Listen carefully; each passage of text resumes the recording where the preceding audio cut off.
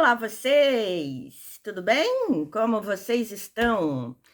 Bora lá para mais uma história hoje, mas antes não deixem de dar o teu like, de se inscrever no canal, de ativar o sininho de notificação. Se você tem alguma história para enviar para cá para ser lida, entre em contato, por favor, com canalsemcensuraoficial@gmail.com, lembrando que o oficial ele precisa ter 2 Fs, ok? Dados os recados, muito bem-vindos aos novos espectadores e vamos lá para o nosso relato de hoje. O título do nosso relato é Da Alegria à Tristeza. Então, bora lá para ver do que se trata essa história de hoje. Meu relato aconteceu depois que eu me separei. Meu nome é Matê, uma abreviação de Maria Tereza. Ai, que legal, Matê, gostei disso. Moro atualmente no Rio, mas eu sou de Goiânia. Fui casada por 2 anos e me separei porque meu ex-marido pediu o divórcio. E foi ali, logo após o meu divórcio, que a minha história começou. Eu trabalhava em uma empresa de comunicação, mas em um corte de funcionários, acabei perdendo o meu emprego. Como eu pago aluguel, eu precisava começar a procurar algo para mim antes que o dinheiro da rescisão acabasse e eu passasse por perrengues. Foi então que eu soube de um famoso bar de uma comunidade bem conhecida. Foi assim que eu soube que um famoso bar de uma comunidade bem conhecida estava contratando promotores de eventos. Eu me candidatei à vaga.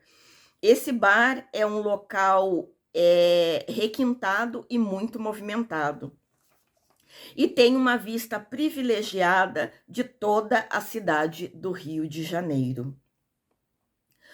Quando você está lá nesse bar, você esquece completamente que você está dentro de uma comunidade. Passei por todo o processo de entrevista, seleção, etc. de tal, e eu consegui a vaga e comecei a trabalhar.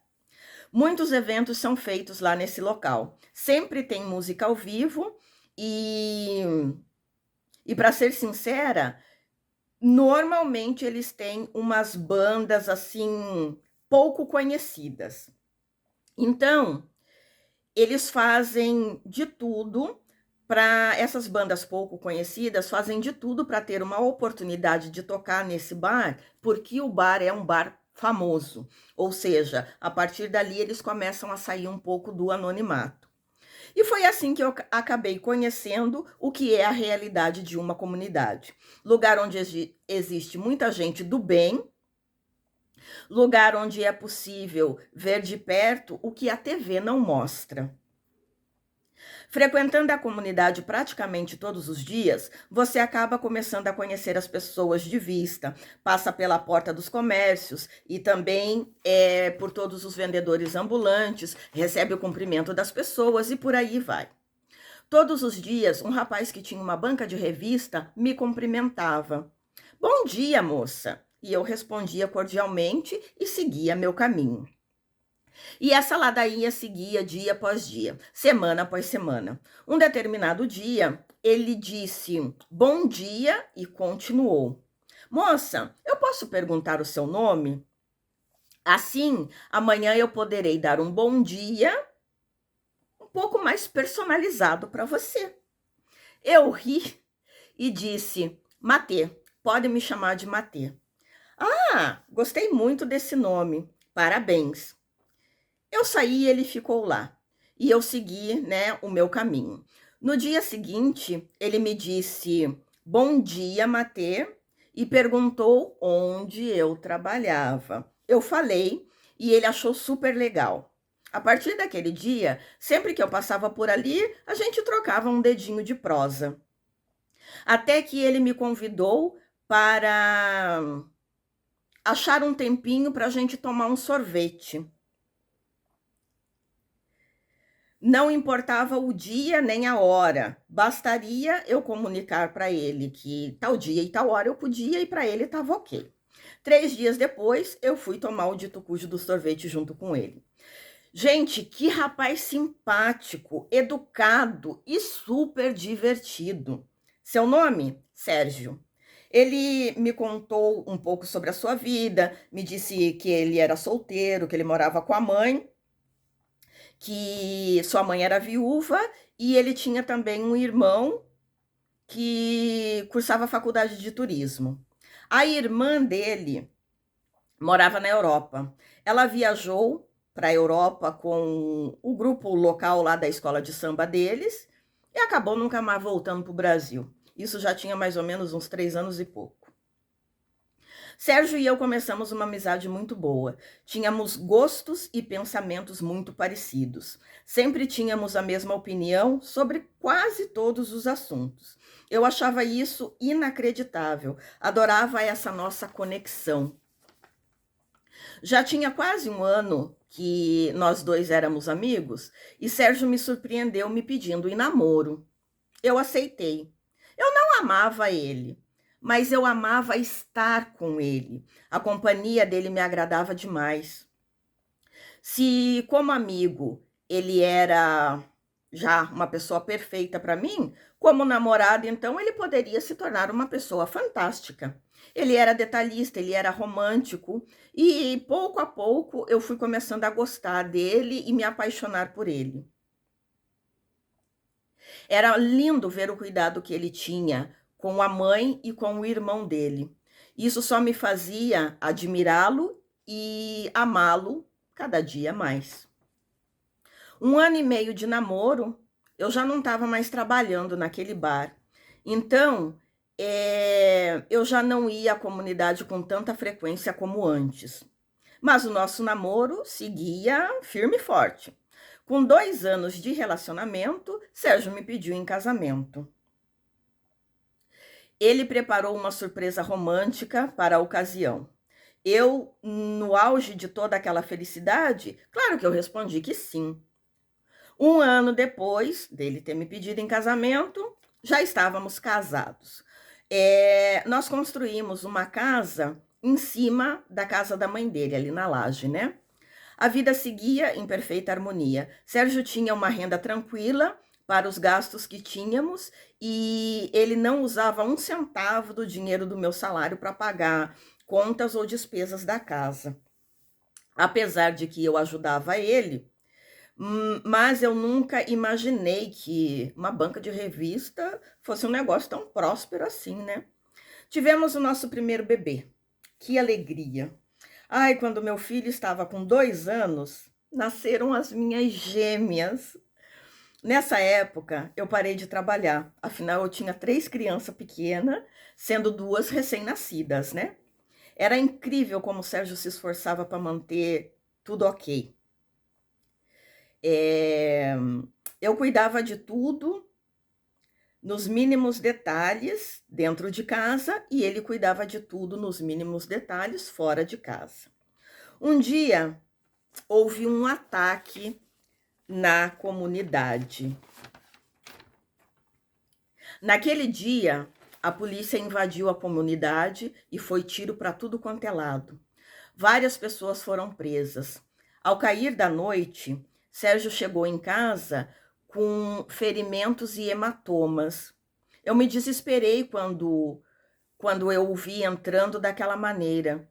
Ele não me deixou nem chegar perto, disse que ele estava todo dolorido e que não era para eu tocar nele, por favor. Eu perguntei o que tinha acontecido, se tinha sido a polícia que tinha deixado ele naquela situação. Ele respondeu que não, que não tinha sido a polícia, que tinha sido os bandidos. Eu fiquei sem palavras.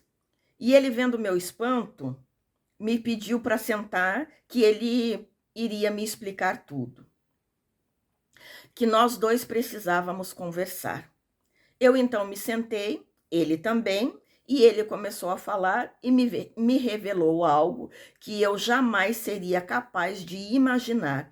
Até então, o que ele começou a me contar, eu só havia visto pela televisão. Ele me disse que apanhou dos bandidos por não ter avisado que a polícia estava subindo. Isso mesmo. Ele me revelou naquela noite, depois de anos juntos, me revelou que ele trabalhava para os donos do morro, que a banca de jornais e revista ficava em um lugar estratégico e que a função dele era ficar lá de olho em tudo que acontecia e informar qualquer movimentação estranha ou qualquer invasão policial. Nossa, tô bege agora. E quando a polícia subiu, ele não estava na banca. Ele estava dentro de um mercadinho que tem do outro lado da rua, na frente da banca. Ele estava procurando algo interessante para comer. Se ele tivesse avisado aos donos do morro, ele não teria apanhado do jeito que ele apanhou. Eu fiquei sem palavras, eu não sabia o que dizer. Fiquei um tempo quieta e Sérgio só me observava. Foi aí que ele falou, se aproximando de mim. Matê, me desculpa, eu não podia te falar nada. Esse meu trabalho é tipo um trabalho secreto, entendeu? Os moradores aqui da comunidade não sabem que eu sou um informante. Tudo isso já é estratégico para que eu consiga dar as informações necessárias e as pessoas não saibam que eu sou um informante e ninguém descubra como foi que os donos do morro conseguiram tais informações. Ah, gente, naquela hora eu me enfureci. Eu disse a ele: como você foi capaz de me esconder algo tão sério? Primeiro, que você não confiou em mim como sua companheira de vida. Segundo, que agora não somente você está em um problema, mas eu e as crianças também estamos. Você tem noção do que é trabalhar para o tráfico? Ele, com um olhar triste, me respondeu: quando meu pai morreu, eu precisei cuidar, começar a cuidar da minha família. O dono do morro apreciava muito meu pai, porque por muito tempo o meu pai foi o braço direito do mestre de bateria da escola. Então, depois da morte dele, eu fui chamada lá no escritório dos donos do morro e eles me ofereceram esse trabalho. No momento, tinha me parecido que era algo bom, já que eu não teria que vender ou transportar absolutamente nada. Aqui ele tá mencionando que ele não teria que vender ou transportar aquelas coisinhas que o povo vende por lá, né? Então, como ele não teria que vender ou que transportar nada, pareceu um negócio bom para ele. Me pareceu um trabalho seguro e então eu aceitei. O salário sempre foi bem acima do que eu poderia ganhar aí fora. A explicação dele não me convenceu. Comecei a chorar e disse a ele: durante todo o tempo, você tem cuidado da sua mãe e do seu irmão, e agora cuida da nossa família. Mas tudo isso você tem feito com dinheiro sujo. Dinheiro que custa o sangue de muitas vidas. Dinheiro que custa lágrimas a muitas mães. Ele só sabia me pedir perdão e continuou: amanhã eu precisarei voltar ao escritório. Eles vão decidir o que fazer comigo. Se continuo com a banca ou se mudo de ponto. Gente, eu estava chocada com tudo aquilo. No dia seguinte, Sérgio saiu para ir falar com eles. Eu fiquei em casa com o coração na mão. Parecia que eu estava vivendo um pesadelo. Eu olhava para meus filhos e não acreditava que aquilo estava acontecendo conosco. Um bom tempo depois, Sérgio entra em casa com uma cara não muito boa. Tive até medo de perguntar o que tinha acontecido lá. Sérgio simplesmente disse: as notícias não são boas. E eu vou entender se você quiser se separar de mim. Ô, meu Jesus amado, o que vem por aí, gente? Falei: me conta tudo, sem mentiras e sem rodeios. Desembucha. Ele começou: estou fora da banca por enquanto. Eu preciso recuperar a confiança deles. pois eu tinha um trabalho privilegiado, mas eu pisei na bola, eu acabei falhando com eles. Então agora eu vou ter que trabalhar lá embaixo, no pé do morro, cuidando quem sobe, quem desce, quem entra, quem sai. A minha única pergunta foi: amor, você vai trabalhar armado? E a resposta que ele me deu esmoreceu a minha alma. Sim, amor, eu vou trabalhar armado. Meu Deus, Sérgio, isso significa que a sua vida estará em risco o tempo todo. Sim, Matê. Foi por isso que eu disse que eu vou entender se você quiser se separar de mim. Ele se aproximou e, segurando minhas mãos, me disse: eu amo você demais, amo os nossos filhos com todo o meu coração, mas eu não posso obrigar você a ficar comigo depois de tudo isso.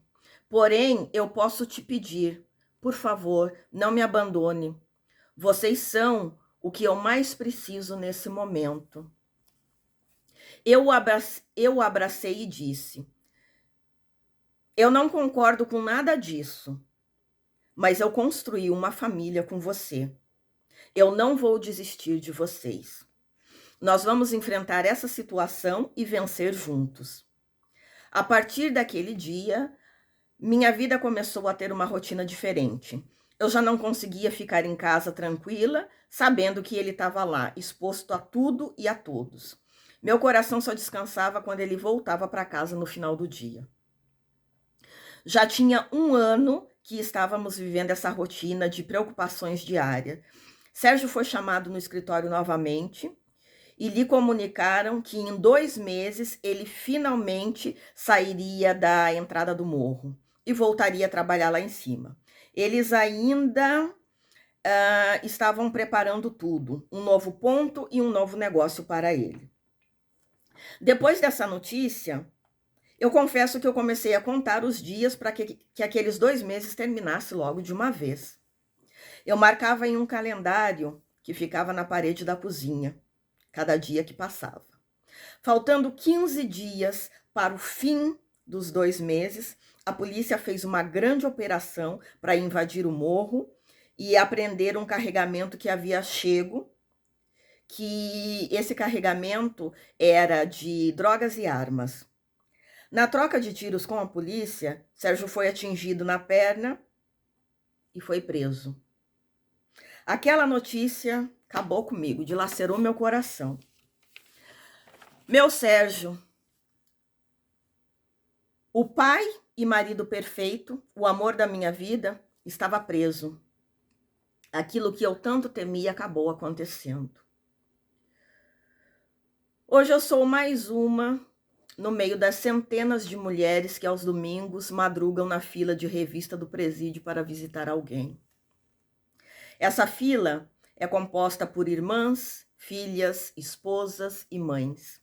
Cada uma delas tem uma história para contar. Histórias que são relatadas com lágrimas nos olhos. Já tem 1 ano e 2 meses que faço parte dessa fila para a revista. Tem dias que consigo estar nela mais ou menos que numa boa. Porém, tem dias que eu choro, me revolto, me desespero, mas não tem nada que eu possa fazer. Não vejo a hora do meu marido sair daqui e que nós possamos voltar a viver como antes. Sei que muitos podem estar me julgando agora e dizendo: ele está apenas pagando pelo que ele fez. E que lugar de pessoas assim realmente é na cadeia. Eu não quero de maneira nenhuma amenizar o erro dele. Não quero dramatizar, nem muito menos romantizar a situação. Mas essas situações são tão tristes que fazem a gente perder muitas vezes todas as esperanças que temos. Existem por aí, sim, pessoas que dramatizam e que romantizam situações tristes como essa. Mas o que eu quero dizer é que na vida todos nós erramos. E todas as pessoas estão propensas a errar na intenção de acertar. Nessa vida, todos nós temos telhado de vidro. E todas as pessoas, repito, todas as pessoas que estão em uma prisão são importantes para alguém. Me dói muito quando alguém, mesmo de maneira sutil, me diz: ele está pagando pelo erro dele, né? Eu sei disso e concordo. Porém, saber que ele está pagando pelo erro não diminui a minha dor, não diminui o sofrimento dele lá dentro e não diminui o meu sofrimento e o sofrimento dos meus filhos aqui fora.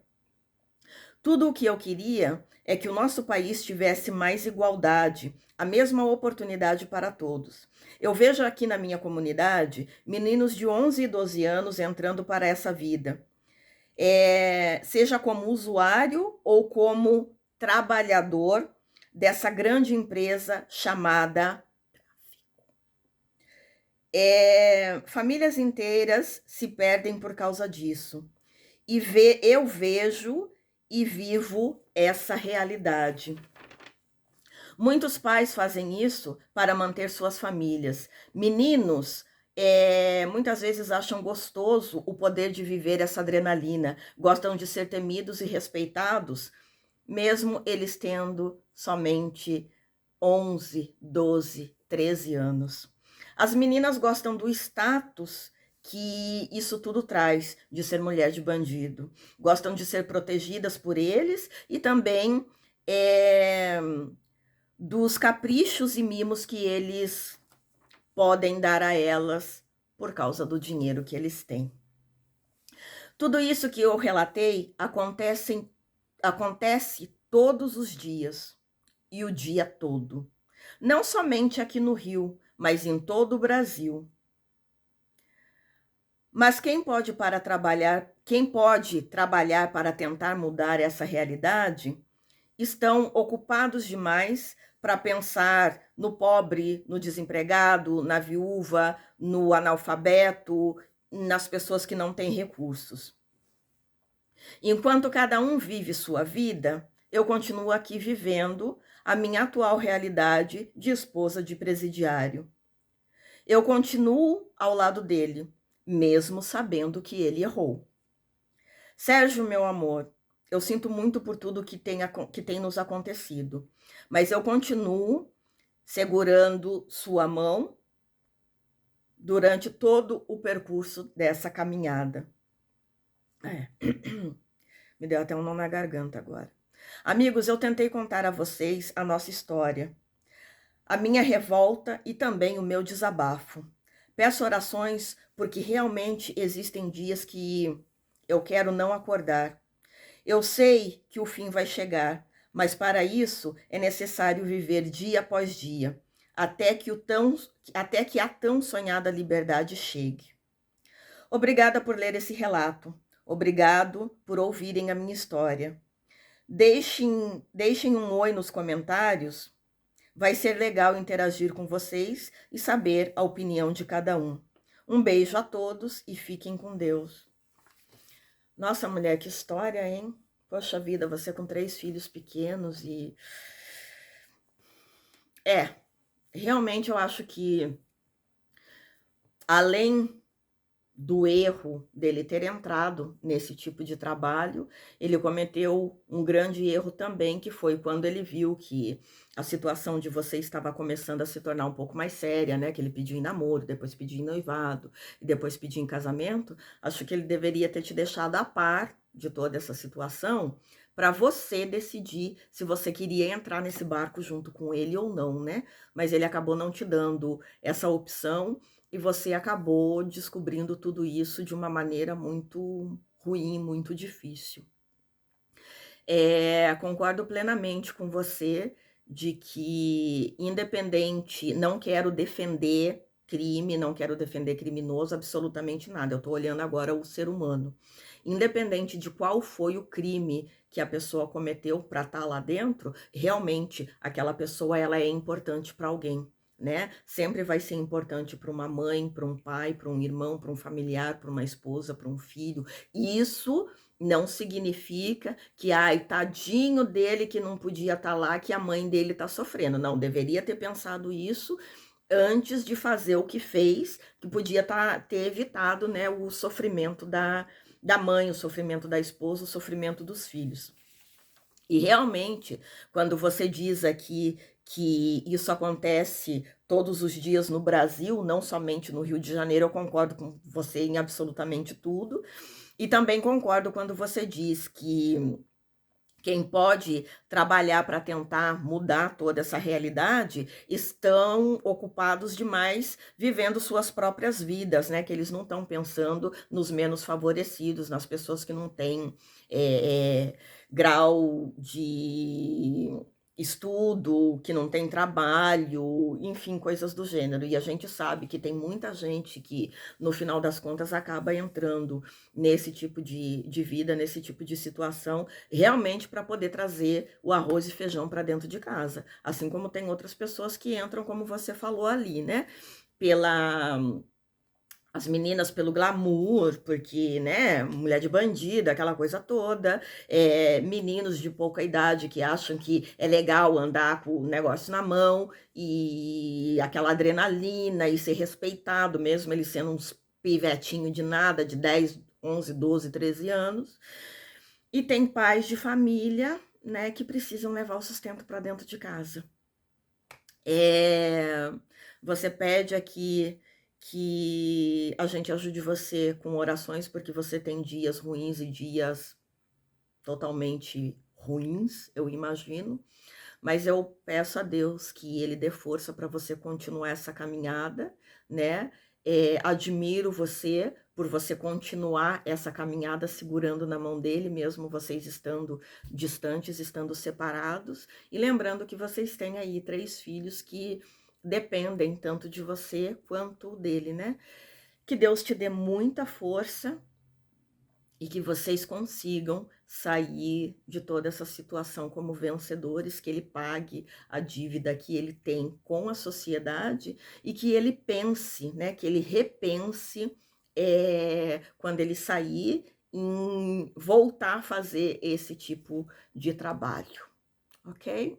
Obrigada por você ter compartilhado conosco parte da tua história, ter compartilhado o teu desabafo e a tua revolta também. Que Deus te abençoe muito. Obrigada a vocês que nos acompanharam até aqui e a gente se vê no próximo relato, ok? Beijo grande. A gente se vê no próximo vídeo. Bye, bye!